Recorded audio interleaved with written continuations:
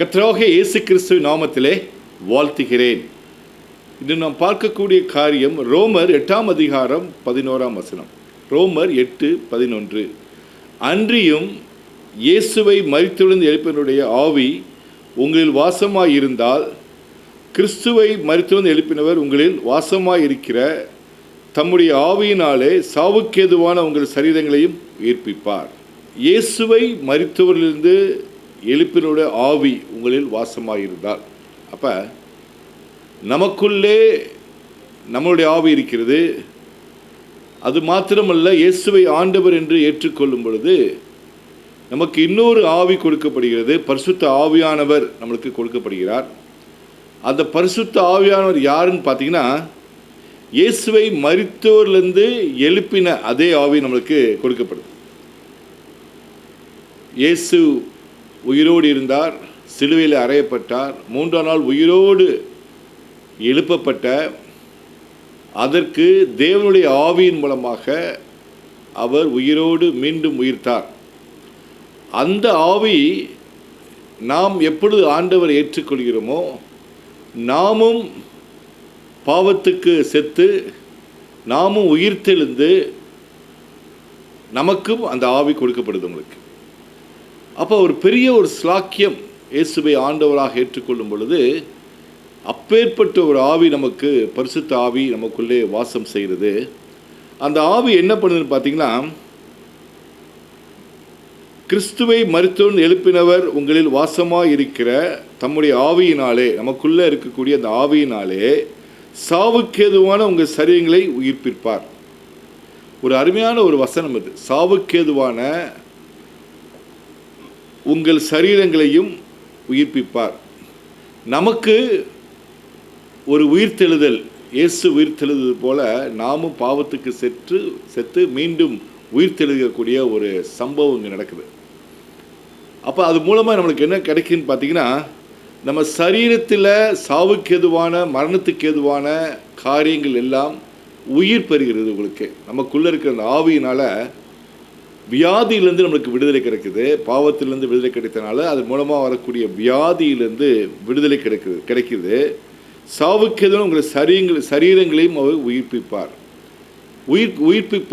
சரீரங்களில் உள்ள சில காரியங்கள், ஒருவேளை நமக்கு சில காரியங்கள், உறுப்புகள் வந்து பார்த்திங்கன்னா பலவீனப்பட்டு காயப்பட்டு நோயினால் பலவீனப்பட்டு இருந்துச்சு அப்படின்னா, அந்த சரீரங்களை தேவன் உயிர்ப்பிப்பதன் மூலமாக நமது நோய்களிலிருந்து விடுதலை கிடைக்கும். அதுக்கு காரணம் உள்ளுக்குள்ள இருக்க அந்த ஆவியின் மூலமாக தான். அப்போ அந்த ஆவியின் மூலமாக அது கிடைக்குது. ஆவி நமக்குள்ளதை வாசம் செய்து. ஆனால் நான் ரட்சிக்கப்பட்டிருக்கேன், இயேசுவை ஆண்டவரை ஏற்றுக்கொண்டிருக்கிறேன், ஆவி எனக்குள்ளே கொடுக்கப்படுது, நான் அதை விசுவாசிக்கிறேன். ஆனாலும் எனக்கு சரீரம் சுகமாகலை, எனக்கு சில பிரச்சனைகள் இருக்குது, வியாதி பல வருடங்களாக இருக்குது, இந்த டயபெட்டிக் நோய் இருக்குது எனக்கு. அப்பேற்பட்ட சூழ்நிலையில் நான் என்ன செய்யணும் அப்படின்னு பார்த்தீங்கன்னா, எனக்கு அந்த பேன்கிரியாஸ் ஒர்க் ஆகலைன்னு சொல்கிறாங்க. அதை எப்படி உயிர்ப்பிப்பது அப்படின்னு சொல்லி உங்களுக்கு ஒரு வேளை ஒரு சந்தேகம் வந்துச்சுன்னா, அதற்கு சில காரியங்கள் நாம் செய்ய வேண்டியிருக்கு. ஒன்று நம்ம அதை கான்ஷியஸாக உணர்வோடு இயேசு கிறிஸ்துவின் உயிரோடு எழுப்பின அதே ஆவியா எனக்குள்ளே இருக்குது அப்படின்ற ஒரு உணர்வு நமக்கு எப்பொழுதே இருக்கணும். அந்த கான்ஷியஸாக இருக்கணும். நம்ம எனக்கு இருக்குது அப்படின்னு நினச்சா மாத்திரம் போதாது. அதுக்கு இன்னொரு வசனம் மூலமாக நான் உங்களுக்கு சொல்கிறேன். ஆதியாகமம் 1 அதிகாரம் 2 சொல்லுது, பூமியானது ஒழுங்கின்மையும் வெறுமையுமாய் இருந்தது, ஆழத்தின் மேல் இருள் இருந்தது, தேவ ஆவியானவர் ஜலத்தின் மேல் அசைவாடி கொண்டிருந்தார். பாருங்கள், முதலாவது நம்ம ஆதியாகமத்திலிருந்து படித்தோம் அப்படின்னா, பூமி எப்படி இருந்துச்சா, ஒழுங்கின்மையும் வெறுமையுமாய் இருந்தது. ஒழுங்கின்மை வெறுமையுமாய் இருந்தது, ஆழத்தின் மேல் இருள் இருந்தது, தேவ ஆவியானவர் ஜலத்தின் மேல் அசைவாடி கொண்டிருந்தார். பாருங்கள், தேவனுடைய தேவ ஆவியானவர் அங்கே அசைவாடி கொண்டிருக்கிறார். அதே நேரத்தில் அங்கே ஒழுங்கின்மையாக இருக்குது, வெறுமை இருக்குது, எம்டினஸ் இருக்குது. அதே நேரத்தில் ஒழுங்காக இல்லை, அது மாத்திரம் இல்லை, இருள் இருந்தது. அந்த இடத்துல தேவனுடைய ஆவியும் அங்கே இருக்கு. உங்களுக்கு அப்போ நமக்குள்ளும் சில காரியங்கள், இருளான காரியங்கள், வெறுமையான காரியங்கள் இருக்குது உங்களுக்கு. அதன் மத்தியில் தேவ ஆவியானவர் நம்மளுக்கு கொடுக்கப்பட்டிருக்கார். அப்போ ஒரு கான்ட்ரடிக்ஷன் இங்கே இருக்கிற மாதிரி இருக்குது. இதெல்லாம் இருக்கும்போது எப்படி இதெல்லாம் இருக்கலாம் அப்படின்னா, நாம் ஒரு காரியம் செய்ய வேண்டியிருக்கு. அந்த காரியத்திலிருந்து, வெறுமையிலிருந்து விடுபடுவதற்கு, அந்த இருளிலிருந்து விடுபடுவதற்கு நாம் ஒரு காரியம் செய்யணும். என்னன்னு பார்த்தீங்கன்னா, ஆதியாகமம் 1ஆம் அதிகாரம் 3ஆம் வசனம் ஒரு காரியத்தை நமக்கு சொல்றார். தேவன் வெளிச்சம் உண்டா கடவுது என்றார், வெளிச்சம் உண்டாயிற்று. அப்போ வெறுமை, இல்லாமை, இருள், அதே நேரத்தில் அந்த தேவனுடைய ஆவி அங்கே இருக்குது. அதே போல் நமக்கும் சில பற்றாக்குறைகள், வெறுமை இருக்குது, வியாதிகள் இருக்குது, கடன் இருக்குது. அதனோட எனக்கும் ரட்சிக்கப்பட்டதுனால தேவனுடைய ஆவி எனக்குள்ளே இருக்குது.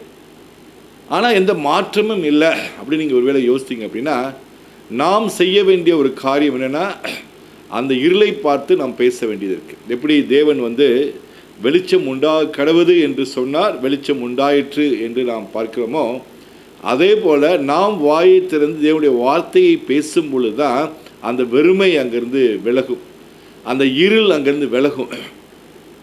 அப்போ ஆவி இருக்கும் உள்ள, அந்த உணவு நம்ம இருக்குது. ஆனால் விடுதலை பெற வேண்டியதுன்னா நம்ம வாயை திறந்து பேசினாதான் அது நடக்கும். உங்களுக்கு மலையை பார்த்து பேச சொல்லியிருக்காரு. மலை விலக வேண்டும் என்றால், நம்மளுக்கு முன்பே இருக்கக்கூடிய அப்டக்கிள்ஸ் விலக வேண்டும் என்றால், அந்த காரியம் நம்மை விட்டு விலக வேண்டும் என்றால், நாம் அந்த வார்த்தையை பேசுகிறவர்களாக இருக்கணும். உங்களுக்கு அந்த வார்த்தையை பேசினாதான் அதிலிருந்து விடுதலை கிடைக்கும். தேவன் எப்பொழுது பேசினாரோ ஆவியானவர் அங்கே வேலை செய்ய ஆரம்பித்தார். அந்த ஆவி வேலை செய்ய ஆரம்பித்தது, அங்கே வெளிச்சம் உண்டாயிற்று, அது நல்லது என்று கண்டார் என்று போடப்பட்டிருக்கு. அதே போல தான் நம்முடைய வாழ்க்கையில் என் தேவன் தம்முடைய மகிமையின் ஐஸ்வர்யத்தின்படி என் தேவையெல்லாம் கிறிஸ்துவுக்குள் நிறைவாக்குவார், என் குறைகளெல்லாம் நிறைவாக்குவார் அப்படின்னு நீங்கள் வசனத்தை சொல்லும் பொழுது அந்த ஆவியானவர், அந்த ஆவி அங்கே வேலை செய்ய ஆரம்பிக்குது. அதற்கு நாம் பேச வேண்டும். அப்போ நாம் சுகத்திற்காக நம்ம பேசணும். உங்களுக்கு அதிலிருந்து விடுபடுவதற்காக பேசணும். உங்களுக்கு அவருடைய தழும்புகளால் சுகமானேன் என்று நாம் வாயை திறந்து சொல்லணும். என் பாவங்கள் மன்னிக்கப்பட்டது என்று சொல்லணும். நன்றியுள்ள வார்த்தைகளை நாம் பேசணும். உங்களுக்கு நான் ஆசீர்வதிக்கப்பட்டவன், நான் ஆசீர்வதிப்பேன், உன்னை பெருமைப்படுத்துவேன் என்று சொன்னது போல் அந்த வசனங்களை நம்ம பேசும் பொழுது தான் அது நமக்கு வேலை செய்யும். இதுதான் ஒரு கிறிஸ்தவ வாழ்க்கைக்கு ஒரு அடிப்படையான ஒரு காரியம். எல்லா காரியங்களும் தெரிந்ததை மாத்திரம் வைத்து நாம் கிறிஸ்தவ வாழ்க்கை நடத்த முடியாது. நாம் அதற்கு ஏற்ற வார்த்தையை கண்டுபிடித்து, நம்மளுக்கு என்ன ஒரு சவால் இருக்கோ, ஒரு பிரச்சனை இருக்கோ, அதற்கு சொல்யூஷனான அந்த வசனங்களை எடுத்து நாம் பேசுகிறவர்களாக இருக்கணும். உங்களுக்கு அதை பேசும் பொழுது நமக்கு அந்த விசுவாசத்தின் அடிப்படையில் இதை விசுவாசித்து நாம் வாயை திறந்து பேசும் பொழுது அந்த காரியம் நடக்க ஆரம்பிச்சு. அப்போ நம்மளுக்கு ஆவி கொடுக்கப்பட்டிருக்கு. அந்த ஆவி நமக்குள்ளே இருக்கின்ற உணர்வு, அந்த ஆவி என்னென்ன ஆவின்னு பார்த்தீங்கன்னா, மத்தேயு 3ஆம் அதிகாரம் 16ஆம் வசனம் சொல்லுது, இயேசு ஞானஸ்நானம் பெற்று ஜலத்திலிருந்து கரையேறிய உடனே இதோ வானம் அவருக்கு திறக்கப்பட்டது, தேவ ஆவி புறாவை போல் இறங்கி தன்மேல் வருகிறதை கண்டார். இதே ஆவிதான் நம்மளுக்கு கொடுக்கப்படுது. இயேசு ஞானஸ்தானம் பெறுவதற்காக யோவான்கிட்ட போகிறார். யோவான்கிட்ட போகும் பொழுது அவருக்கு ஒரு வசனம் சொல்லப்படுது. இயேசு ஞானஸ்தானம் பெற்று ஜலத்திலிருந்து கரையேறிய உடனே இதோ வானம் அவருக்கு திறக்கப்பட்டது, தேவ ஆவி புறாவை போல் இறங்கி நம்மேல் வருகிறதை கண்டார். அதாவது தேவ ஆவி புறாவை போல அவர் மேல் இறங்குகிறதை கண்டார் போட்ட அதே ஆவியானவர் தான் நமக்குள்ளே வாசம் செய்கிறார். பழைய ஏற்பாட்டு காலத்தில் இங்கும் அங்குமாக ஆவியானவர் வெளிப்படுவதை நம்ம பார்க்கலாம். ப்ராஃபெட்ஸ்க்கு அவர் வெளிப்படுவார். மூப்பர்களுக்கு ஆவியானவர் அங்கங்கே வெளிப்பட்ட மாதிரி நம்ம வாசித்திருக்கோம். ஆனால் எல்லோருக்கும் நடந்துச்சா அப்படின்னா இல்லை. இந்த காரியம் எப்போ நம்மளுக்கு கொடுக்கப்படுது அப்படின்னா, இயேசு எப்போ சிலுவையில் மரிக்கிறாரோ, மூன்றாம் நாள் உயிரோடு எழுந்திருத்து இரத்தத்தின் மூலமாக நம்ம பாவத்தை கழுவி அந்த பரிசுத்த ஆவியை பெற்ற நமக்கு வந்து இந்த காரியம் வந்து நடக்குது. உங்களுக்கு நாம் அந்த பரிசுத்த ஆவியை பெற்றிருக்கிறனால, அந்நிய பாஷையில் பேசுகிறனால நமக்கு அந்த ஆவி கொடுக்கப்பட்டிருக்கு. எல்லோருக்கும், இயேசுவை ஏற்றுக்கொண்ட எல்லோருக்கும் இந்த ஆவி கொடுக்கப்பட்டிருக்கு உங்களுக்கு. அப்போ அந்த ஆவி இருக்கிற உணர்வு நம்ம இருக்கணும். அதே நேரத்தில் அதுக்கு பிறகு நமக்கு உள்ள காரியங்களுக்காக நம்ம பேசணும். சமாதானத்துக்காக பேசலாம், தேவன் அவருடைய சமாதானத்தை விட்டு சென்றிருக்கிறார். ஞானத்திற்காக பேசலாம், அவருடைய ஞானம் உங்களுக்கு கொடுக்கப்பட்டிருக்கு உங்களுக்கு. அதே நேரத்தில் உங்களுக்கு வந்து ஒரு விசுவாசம் குறைவாக இருக்குது அப்படின்னா அவருடைய விசுவாசமே நமக்கு கொடுக்கப்பட்டிருக்கு, அதை பயன்படுத்தலாம். உங்களுக்கு அவருடைய பலன் நம்மளுக்கு கொடுக்கப்பட்டிருக்கு. இப்பேற்பட்ட காரியங்கள் நமக்குள்ளே இந்த ஆவியானவர் மூலமாக, அந்த ஆவி செயல்படுவது மூலமாக கிடைக்குது. இந்த ஆவியின் மூலமாக விடுதலை பெற்ற ஒரு காரியத்தை பழைய ஏற்பாட்டில் சொல்லக்கூடிய ஒரு காரியம். இந்த அதை வந்து மோசேக்கு ஒரு நேரத்தில் நடக்கக்கூடிய ஒரு காரியம் என்ன அப்படின்னு பார்த்தீங்கன்னா, மோசே வனாந்திரத்தில் அந்த 6,00,000 ஆட்களை, 6,00,000 குடும்பங்களை வந்து அவர் வழிநடத்தி செல்கிறார் உங்களுக்கு. அப்போ அவர்களுக்கு மன்னா கொடுக்கப்படுது. உங்களுக்கு வந்து தேவதூதர்கள் சாப்பிடக்கூடிய உணவு வந்து அவர்களுக்கு கொடுக்கப்படுது. அடிமைத்தனத்தில் இருந்து விடுதலையாக்கி, எகிப்திலே அடிமைத்தனத்திலிருந்து விடுதலையாக்கி அவர்களை வனாந்திரத்தில் வந்து அவர்களுக்கு மன்னா போஷிக்கப்படுது தினமும். அது தேவதூதர்கள் உண்ணும் உணவு. அது அப்பேற்பட்ட உணவு சாப்பிட்டுட்டு அவங்க பார்த்திங்கன்னா அதில் குறை சொல்ல ஆரம்பிக்கிறாங்க. எகிப்தில் நாங்கள் நல்லா இருந்தோம், அங்கே சாப்பிட்ட உணவு நல்லா இருந்துச்சு, ஆனால் இங்கே எங்களை கூட்டு வந்து நீங்கள் இப்பேற்பட்ட எனக்கு உணவை கொடுக்குறீங்க, எங்களுக்கு வந்து இறைச்சி தேவை அப்படின்னு மக்கள் வந்து அவ்வளோ பேர் சேர்ந்து மோசேட்ட போராடக்கூடிய ஒரு சூழ்நிலை. மோசேயே மனம் நொந்து போயிடுறார். இப்பேற்பட்ட இவ்வளோ பேருக்கு நான் எப்படி உணவு கொடுக்கறது, இவர்களை நானாக பெற்றேன். அப்பேற்பட்ட ஒரு நிலைமைக்கு வந்து மோசே போகிறார். அப்படியே அவர் வந்து தேவனிடத்தில் கடிந்து கொள்ளக்கூடிய ஒரு காரியம். இந்த ஜனங்கள், அதாவது நம்பர்ஸ் 11:13 என்னாகவும் 11:13 சொல்லுது, இந்த ஜனங்கள் எல்லோருக்கும் கொடுக்கிறதுக்கு எனக்கு இறைச்சி எங்கே இருந்து வரும், எனக்கு இறைச்சி கொடு என்று என்னை பார்த்து அழுகிறார்களே, இந்த ஜனங்கள் எல்லோரையும் நான் ஒருவனாய் தாங்கக்கூடாது, எனக்கு இது மிஞ்சின பாரமாக இருக்கிறது அப்படின்னு சொல்கிறார். எனக்கு ஒரு மிஞ்சின பாரம், ஐ cannot bear this burden அப்படின்னு சொல்லக்கூடிய ஒரு சூழ்நிலைக்கு இருக்குது. அவர் உம்முடைய கண்களில் எனக்கு கிருபை கிடைத்ததினால் இப்படி எனக்கு செய்யாமல், கிருபை கிடைத்ததானால் இப்படி எனக்கு செய்யாமல் என் உபத்திரவத்தை நான் காணாதபடிக்கு இப்பொழுது என்னை கொன்று போடும் என்று வேண்டிக் கொண்டான். பாருங்க, கிருபை கிடைக்கல அப்படின்னா என்னை கொன்று போடும் அப்படின்ற ஒரு சூழ்நிலைக்கு மோசே வந்து தள்ளப்படுறார். அதாவது எல்லாத்தையும் மறந்து அவரால் தாங்க முடியாத ஒரு சூழ்நிலை. நீங்களே தேவன்கிட்டே ஒப்பு கொடுக்குறார், என்னை கொன்று போட்டுருங்க அப்படின்னு, என்னால் தாங்க முடியல அப்படின்னு சொல்லக்கூடிய ஒரு காரியம். அப்போ பாரு, கர்த்தர் சொல்கிறாரு, கர்த்தர் மோசேயை நோக்கி, இஸ்ரவேல் ஜனங்களுக்கு மூப்பரும் தலைவருமானவர்கள் இன்னார் என்று நீ அறிந்திருக்கிறாயே, அந்த மூப்பரில் 70 பேரை கூட்டி அவர்களை ஆசாரிப்பு கூடாரத்தின் அங்கே உன்னோடு கூட வந்து நிற்கும்படி செய் அப்படின்றார். சில நேரங்களில் தனிமையாக சில காரியங்களை நம்மளால் செய்ய முடியல. அப்போ ஒரு 70 பேர் மூப்பர்களை கூப்பிட சொல்கிறார், நீயே சூஸ் பண்ணு. நாமும் சில நேரங்களில் செய்யக்கூடிய தொழிலில் வரக்கூடிய பிரச்சனைகள், நம்ம கீழே இருந்து வேலை செய்யக்கூடிய ஆட்கள் மூலமாக வரக்கூடிய பிரச்சனைகள், தாங்க முடியாத, தனிமையாக தாங்க முடியாத ஒரு சூழ்நிலை நம்ம இருக்கிறப்ப, நமக்கு இந்த ஆவியானவர் இருக்கும் பொழுது நமக்கு வந்து கர்த்தர் சில காரியங்களை அங்கே போதிக்கிறாருங்க. ஆவியானவருக்குள்ளே வாசம் செய்யறதுனால நம்ம தனியாக, நாம் ப்ளஸ் அந்த ஆவியானவர் இருக்கும்.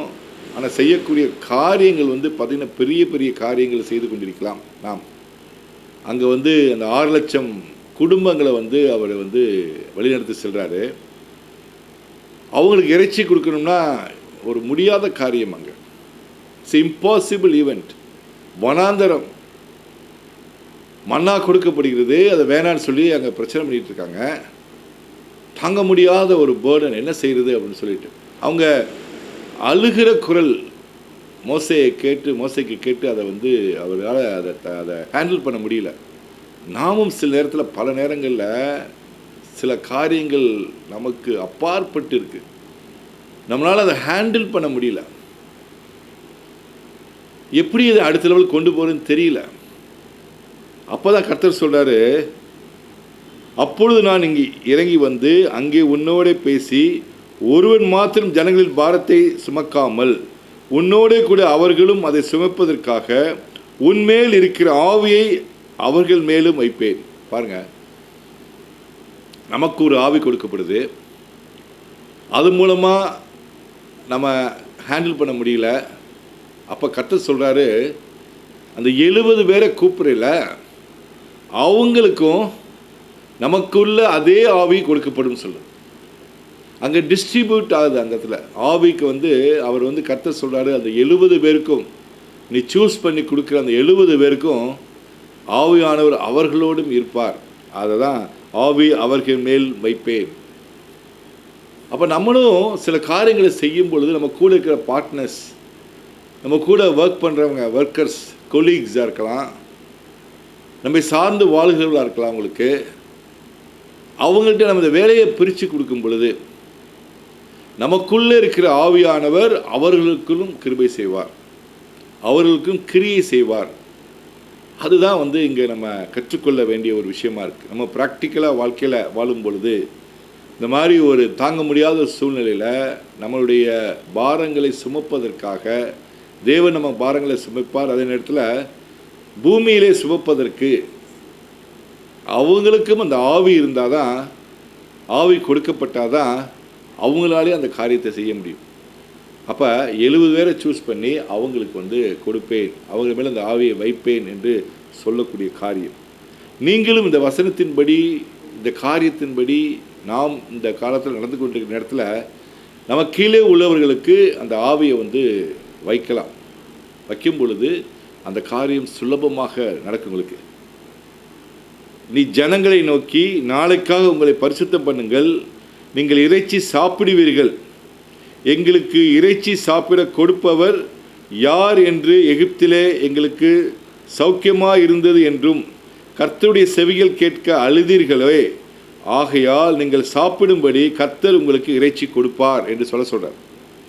நீங்கள் இறைச்சி கொடுப்பார், நீங்கள் வந்து அங்கே இல்லை, இறைச்சி கொடுக்கப்படும்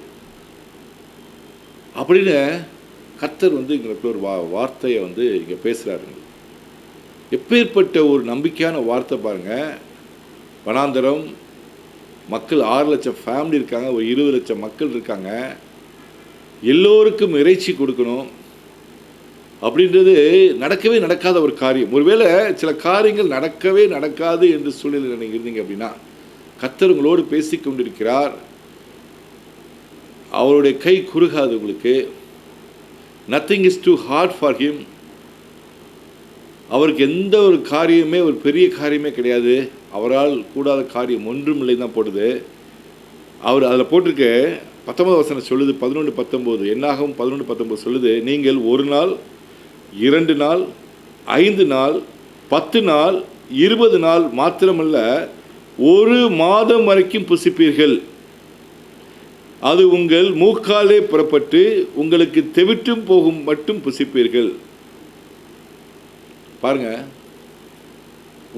ஒருவேளை அவங்க ஒரு நேரத்துக்கு கூட கேட்டுருக்கலாம், ஒரு மதியானம் லஞ்ச் அல்லது டின்னர் அப்படின்னு கேட்டுருக்கலாம். ஆனால் கர்த்தர் எப்படி கொடுக்கலான்னு பாருங்கள். 1 நாள் மாத்திரம் இல்லை, 2 நாளில், 5 நாளில், 10 நாளில், 20 நாளில், 1 மாதத்திற்கு. அதுவும் வந்து கொஞ்சம் கொஞ்சம் ஒரு பீசஸ்லாம் கிடையாது. அவர் சொல்கிறாரு, உங்களுக்கு தெவிட்டு போகும்படிக்கு அந்த அளவுக்கு சாப்பிடுவீர்கள் என்றார். அதுதான் நம்முடைய தேவன், போதுமானவருக்கும் அதிகமானவர். நீங்கள் விண்ணப்பம் பண்ணுவதற்கு மிகவும் அதிகமாய் கொடுக்கிற தேவனாக இருக்கிறார். எபேசியர் 3:20 சொல்லுது, நீங்கள் நினைக்கிறதற்கும் வேண்டிக் கொள்வதற்கும் மிகவும் அதிகமாக நமக்குள்ளே கிரியை செய்கிற அந்த வல்லமையின்படி அதுதான் அந்த பரிசுத்த ஆவியானவர், அந்த கிரியை செய்த வல்லமை, அந்த ஆவி நம்மளுக்கு கொடுக்கப்பட்டிருக்கு. The spirit that raised Jesus from the dead, the same spirit lives in us. அந்த ஆவி தான், அந்த பவர், அந்த வல்லமை நமக்கு இருக்குது. அந்த வல்லமை அது நம்மளுக்கு பார்த்தீங்கன்னா அது நமக்கு வேண்டிய காரியங்களை நினைத்து முடிக்காத அளவுக்கு அது முடியும் உங்களுக்கு. அதற்கு மோசே இன்னொடுக்கிற காலாட்கள் 6,00,000 பேர் 1 மாதம் முழுவதும் புசிக்கும்படி அவர்களுக்கு இறைச்சி கொடுப்பேன் என்று சொன்னீரே. பாருங்க, எனக்கு இருக்கிறவங்க family members, head of the family மட்டுமே 6,00,000 பேர் இருக்காங்க. 1 மாதம் முழுவதும் கொடுக்குறேன்னு சொல்கிறீங்க. அதுக்கு அவர் சொல்கிறாரு, ஹியூமன் கேல்குலேஷன். அவர் சொல்கிறது படி எப்படி கொடுக்க முடியும்? நம்ம யூஸ்வலாக சில விஷயத்தை எதிர்பார்க்கும்போது நம்ம அதுக்கு என்ன சோர்ஸ்ன்னு பார்ப்போம். அது எப்படி நடக்கும், அதுக்கு நம்ம ஃபிசிக்கலாக சில காரியங்களை நம்ம கேல்குலேஷன்ஸ் போடுவோம், பட்ஜெட் போடுவோம். இது எப்படி நடக்கும், இது எப்படி நடக்க வாய்ப்பு இருக்கா? 6,00,000 பேருக்கு இறைச்சி கொடுக்கணும், அது 1 மாதத்துக்கு கொடுக்குறேன்றீங்க அப்படின்னு சொல்லி மோசே கேட்குற. அவர் சொல்கிறாரு, ஆடு மாடுகளை அவர்களுக்காக அடித்தாலும் அவர்களுக்கு போதுமா? சமுத்திரத்து மச்சங்களை எல்லாம் அவர்களுக்கு சேர்த்தாலும் அவர்களுக்கு போதுமா என்றான். ஆடு மாடுகள்லாம் அடிச்சிருவோம், சமுத்திரத்திலேருந்து வரக்கூடிய மீன் அதெல்லாம் கொண்டு வந்தாலும் அவங்களுக்கு போதுமா? பாருங்க, நம்ம இப்படி தான் நிறைய நேரத்தில் நம்ம பட்ஜெட்டு, என்கிட்ட இவ்வளோ சோர்ஸ் இருக்குது, என்னோடய திறமை எப்படி இருக்குது, எனக்கு இவ்வளோதான் ரிசோர்ஸஸ் இருக்குது, இதுக்கு மேலே எனக்கு வாய்ப்பு இல்லை, அது 1 மாதத்துக்கு தரேன்னு சொல்கிறீங்க, அது நடக்குமா அப்படின்னு ஒரு சந்தேகத்தோட, சந்தேகம் மட்டும் இல்லை, அது நம்ப முடியாத ஒரு காரியம். 1 மாதத்துக்கு வேறு சொல்கிறீங்க, அது நடக்குமான்னு சொல்லி மோசே இங்கே கேட்குறாரு. அதுக்கு கர்த்தர் திரும்பி பதில் சொல்வார். பாருங்க, அதற்கு கர்த்தர் மோசேயை நோக்கி, கர்த்தருடைய கை குறியிருக்கிறதோ, என் வார்த்தையின்படி நடக்குமோ நடவாதோ என்று நீ இப்பொழுது காண்பாய் என்றார். நான் சொல்லக்கூடிய விஷயம் இது நடக்குமோ நடக்காதோ இப்பொழுது நீ காண்பாய் என்கிறார். we are going to see this. அந்த காரியத்தை நம்ம பார்ப்போம்.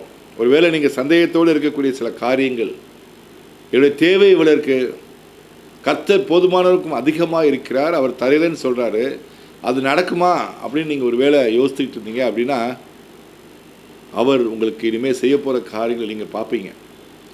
கண்களுக்கு முன்பாக சில காரியங்கள், மாறுதல்கள் கர்த்தர் செய்வார். அவர் அதற்கு அவரால் கூடாத காரியம் இல்லை. அதான் சொல்கிறாரு, என் கை குறுகவில்லைன்றாரு. Nothing is impossible for God. பாருங்கள், அதே மாதிரி அந்த 70 பேரை கூட்ட சொல்கிறாரு. அதே மாதிரி கர்த்தர் பார்த்திங்கன்னா அவர்கள் மேல் ஆவியை அனுப்பி, அந்த 70 மேல் ஆவியை அனுப்பி, அது அந்த ஆவி தங்கினது மாத்திரத்தில் தீர்க்க தரிசனம் சொல்ல ஆரம்பிச்சிட்டாங்க கீழே உள்ளவங்க எல்லாம். அதுதான் நம்முடைய தேவாதி தேவனாக இருக்குது. அப்போ நாம் நினைக்கிற காரியங்களை, வேண்டிக் கொள்கிற காரியங்களை, நமக்குள்ளே கிரியை செய்கிற அந்த ஆவியின் மூலமாக அந்த காரியம் நடக்குது. உங்களுக்கு மோசேக்குள்ள ஆவி, அந்த ஆவி 70 பேருக்கு கொடுக்கப்படுது தேவன் மூலமாக. அந்த ஆவியின் மூலமாக, அந்த உதவியின் மூலமாக அவங்க தீர்க்க தரிசனம் சொல்கிறாங்க. உங்களுக்கு கீழே உள்ளவங்க தெல் பி ப்ராஃபிட்டிக்கலாக இருப்பாங்க. உங்களுக்கு கீழே வேலை செய்வர்கள் ப்ராஃபிட்டிக்கலாக இருப்பாங்க. உங்களுக்கு நீங்கள் யாரெல்லாம் ஒரு ரிசோர்ஸை வச்சுருக்கீங்களோ அவங்க எல்லோராலையும் அந்த அற்புதத்தை செய்ய வல்லவர்களாக இருப்பாங்க. அவர்கள் தேவ வசனத்தை பேசுகிறவங்களா இருப்பாங்க, அந்நிய பாஷையில் பேசுகிறவங்களா இருப்பாங்க. தேவன் அவர்களுக்கு அந்த ஞானத்தை கொடுக்குறார். ஏன்னா அந்த ஆவி கொடுக்கும்பொழுது அந்த ஆவிக்குள்ளே ஞானம் இருக்குது, சமாதானம் இருக்குது, விசுவாசம் இருக்குது, அதுக்குள்ளே அதில் பலன் இருக்குது, எல்லாம் அடங்கி இருக்கிறது. வானத்தையும் பூமியை படைத்த ஆவி அது பேசினா போதும். அசைவாடி கொண்டிருந்தார் அவர். வெளிச்சம் கடவுது என்றால் வெளிச்சம் உண்டாகுது உங்களுக்கு. அப்பேற்பட்ட ஆவி உங்களுக்கு மாத்திரமல்ல, அந்த கீழே உள்ளவர்களுக்கும், நீங்கள் யாரெல்லாம் நம்பி ஒரு வேலை செய்ய நினைக்கிறீங்களோ அவங்க எல்லோருக்கும் அந்த காரியம் அதே ஆவி கொடுக்கப்படுறதுனால அது இலகுவாக, it will be made simple. அதே மாதிரி தான் நீங்கள் படித்து பார்த்தீங்கன்னா 1 மாதத்திற்கு தேவையான காடைகள் ஃபுல்லாக வந்து கர்த்தர் அந்த அதிசயத்தை செய்கிறார் உங்களுக்கு. அதே போல் கர்த்தர் நீங்கள் எதிர்பார்க்கிற காரியத்துக்கு நடக்காது என்று ஒரு முடிவு பண்ணியிருந்தீங்கன்னா மீண்டும் உங்கள் ஆவியிலே உயிர்ப்பீங்கள். அந்த விஷயத்தை திருப்பி எடுங்க, எடுத்து செயல்பட ஆரம்பிங்க. கர்த்தர் உங்களோடு பெரிய காரியங்களை செய்வார். ஜெபிப்போம். ஸ்தோத்திரம் ஆண்டவரே, நல்லவரே, மனதுருக்கம் உள்ளவரே, அப்பா பிதாவை அழைக்கக்கூடிய ஸ்தானத்தை கொடுத்தவரே, பிதாவை படுத்துகிறவரே, கர்த்தாவே இயேசு கிறிஸ்துவின் இரத்தத்தின் மூலமாக வருகிறோம். கர்த்தாவே உடம்புல அந்த மரித்த மரணத்துக்கு ஏதுவான உறுப்புகள் ஏதாவது நடந்திருந்தா கர்த்தாவே நீர் உம்முடைய ஆவியின் மூலமாக அதை உயிர்ப்பிக்கப் போகிறீர். இயேசுவின் தழும்புகளால் சுகமானீர்கள் என்று நான் கட்டளையிடுகிறேன் கர்த்தாவே. இந்த வார்த்தையை கேட்கும் பொழுது, வார்த்தையை வாயை திறந்து பேசும் பொழுது எனக்குள்ளே இருக்கிற ஆவியின் மூலமாக அந்த காரியம் கண்களுக்கு முன்பாக சுகத்தை கொடுத்திருக்கா நன்றி. அது எப்பேற்பட்ட நோயாக இருந்தாலும் சரி, ஒருவேளை கேன்சராக இருக்கலாம், ஒருவேளை ஹார்ட் ப்ராப்ளமாக இருக்கலாம், கிட்னி ப்ராப்ளமாக இருக்கலாம், போன்ஸ் ஜாயின்ஸில் உள்ள ப்ராப்ளம்ஸாக இருக்கலாம், மூளை பகுதியில் உள்ள பிரச்சனையாக இருக்கலாம். எப்பேற்பட்ட காரியமாக இருந்தாலும் மரணத்துக்கு ஏதுவான ஒரு காரியமும் உங்கள் ஜீவனில் நடக்காது. எல்லாம் உயிர்ப்பிக்கப்படும், எல்லாருக்கும் ஜீவன் கொடுக்கப்படும். எல்லா உறுப்புகளும், புதிய தசைகளையும் புதிய எலும்புகளையும் எல்லாவற்றையும் புதிதாக்குகிற தேவனாக இருக்கிறார் உங்களுக்கு. அதற்கு காரணம் உங்களுக்குள்ளே அந்த ஆவி, அது செயல்படுறதுனால எப்பேற்பட்ட இதுவாக இருந்தாலும் நீங்கள் வாயை திறந்து பேசுங்க. அவருடைய தழும்புகளால் சுகமானேன் என்று சொல்லுங்கள். அவரே பரிகாரியான கர்த்தர் என்று சொல்லுங்கள். சுகத்தை கட்டளையிடுங்க, சுகத்தை பார்த்து பேசுங்க. நோயை பற்றி பேசாமல் சுகத்தை பற்றி பேசுங்க. இயேசு கிறிஸ்து நாமத்தில் அந்த வெறுமையை, அந்த பற்றாக்குறையை, அந்த கடல் பிரச்சனையை இயேசு கிறிஸ்து நாமத்தில் அந்த இருள் அகல கர்த்தர் வந்து அந்த தரித்திரத்தை விடுதலை கொடுக்கிற தேவனாக இருக்கிறார். அவர் ஐஸ்வர்யனாக இருந்து நமக்காக தரித்திரரானார். நீங்கள் ஐஸ்வர்யவான், நீங்கள் ஆசீர்வதிக்கப்பட்டவர்கள். எப்பேற்பட்ட பிரச்சனை இருந்தாலும் இந்த ஆவியின் மூலமாக உங்களுக்கு அது தீர்த்து வைக்கப்படும். எல்லா தேவைகளும் சந்திக்கப்படும். பிரிந்த உறவுகள் சேரும், ப்ரமோஷன்ஸ் கிடைக்கும், உங்களுக்கு மென்மேலும் உயர்வீர்கள். அதற்கு எல்லாவற்றிற்கும் உங்களுக்குள்ள ஆவியானவர் செயல்படுவதற்காகத்தான் இயேசு கிறிஸ்துவின் நாமத்திலே அவரவர்கள் வேண்டிக் கொள்வதற்கு போல நீர் அவள் சுகத்தை கொடுத்திருக்கா நன்றி, கடன் பிரச்சனை விடுதலை கொடுத்திருக்கா நன்றி, உறவுகள் சேர்ந்திருக்கா நன்றி. எல்லாவற்றுக்கும் இயேசு கிறிஸ்து நாமத்திலே ஜெபிக்கிறேன். ஆமேன், ஆமேன், ஆமேன். நீங்கள் ஆசீர்வதிக்கப்பட்டவர்கள். ஆமேன்.